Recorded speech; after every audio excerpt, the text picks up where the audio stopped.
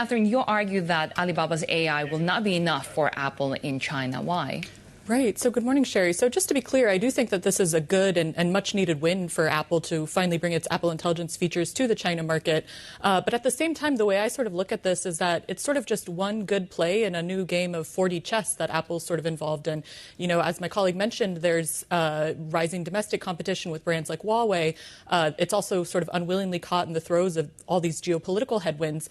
And so Apple has to be, navigate all of these new sort of terrains in China.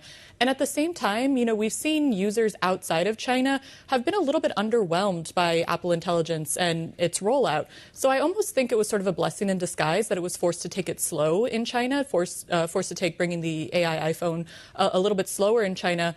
And I do think it's, a very good thing that it's finally doing this. But at the same time, Apple faces so many challenges in the China market right now. Yeah, so what does Tim Cook have to do in this, second biggest market for them? Right. So I think Tim Cook right now has to be as shrewd as a serpent and as innocent as a dove, as they say.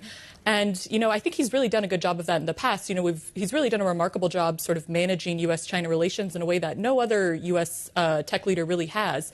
But at the same time, I think, now is when the real challenges start. So I think he has to appeal, to Trump. He has to please, Beijing regulators. And he also has to appeal directly to Chinese consumers who, as we know, have not really been spending recently. And I think he has a really good opportunity coming up next month with Apple's China Developer Conference, which is in Shanghai next month. So I think the sooner he can actually bring Apple Intelligence to market and really do a good job with it and sort of sell it to the Chinese consumers, the better. And we've also seen Beijing recently announce some fiscal stimulus measures to, sort of promote consumer spending, especially for smartphones.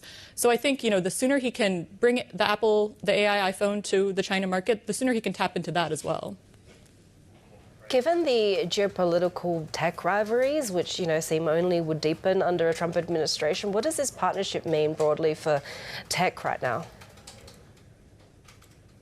So I think what's interesting is for a long time, given the geopolitical tensions, sort of any hopes of U.S. and Chinese tech companies working together has sort of been, snuffed out by mutual animosity and, of course, the geopolitics.